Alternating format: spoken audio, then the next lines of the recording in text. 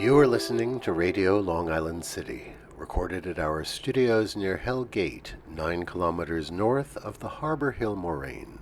And now, the Observatory. The Observatory, Friday the 10th of April, 2026. It is 21 days after the spring equinox. It is 72 days before the summer solstice. By the Eastern Christian calendar, today is Good Friday. The sun rises today at 6:25 a.m. Solar noon takes place today at 12:57 p.m. The sun sets today at 7:30 p.m. Civil twilight ends at 7:58 p.m. and nautical twilight ends at 8:32 p.m. The length of daytime today is 2 minutes 38 seconds longer than yesterday. The moon reaches its third quarter today at 12:55 a.m. The moon rises today at 2:54 a.m. and then it sets at 12:02 p.m. The new moon will arrive on Friday, the 17th of April. These are the predicted tides today for Horns Hook. In the wee hours, high tide, 4:40 a.m., 1 meter 25. In the late morning, low tide, 11:06 a.m., 15 centimeters. In the evening, high tide, 5:17 p.m., 1 meter 13. At night, low tide, 11:25 p.m., 27 centimeters. In our shared realm of plants and animals, avian romance. In the front yard of a house on 33rd Avenue, 2 starlings forage in the grass, and the male pauses and sings a short, sweet song to his mate. Then he clicks his beak. A starling serenade. And high in the branches of a London plane tree on 12th Street, 2 crows are perched together. They sing softly and sweetly, and then rub beaks. We are so used to crows and their loud cawing about the neighborhood, but here these 2 were, singing gently, just for each other, a companionable sight. Commemorations. On this day in 1866, Henry Bergh established the American Society for the Prevention of Cruelty to Animals in New York City. He was inspired in part by the British SPCA, which had been founded in 1824. The ASPCA pioneered legislation that ensured that cruelty to animals could be a punishable offense. On this day in 1872, the first Arbor Day in the United States was celebrated in Nebraska. The brainchild of J. Sterling Morton of Nebraska City, the first Arbor Day saw almost 1 million trees planted in one day across the state.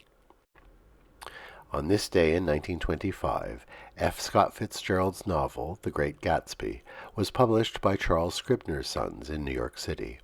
It is a vivid account of the excesses of the jazz age of the 1920s in New York and its poshest suburbs. It offers a jaundiced critique of the criminality and lack of morals among the newly wealthy plutocrats of the time. Fittingly, last Halloween saw a Great Gatsby-themed party at Mar-a-Lago.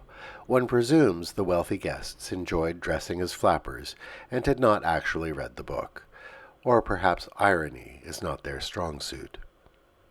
On this day in 1991, the last automat in the United States closed its doors. The Horn and Hardart restaurant was located on 42nd Street in Midtown Manhattan. Through most of the 20th century, the automat had been an affordable place to eat well-prepared food and an icon of modernity. Its walls were lined with small glass-fronted compartments. Feed a nickel or 2 in the slot, and you could pull out chicken pot pie or an egg custard. It was the end of a democratic institution when it closed. Today we wish a happy birthday to Dolores Huerta, born this day in 1930. She was a co-founder of the United Farm Workers. As we all know, the laborers who pick our food have one of the hardest jobs in the country.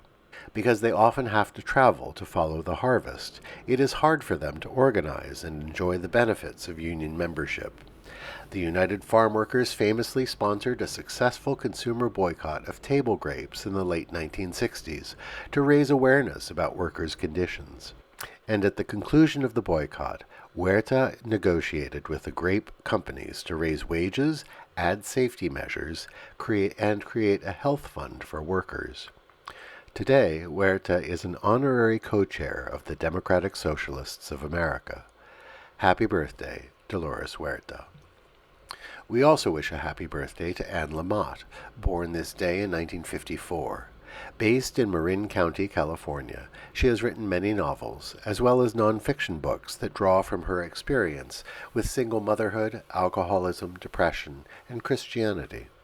Her self-deprecating wit and wisdom have charmed millions of readers.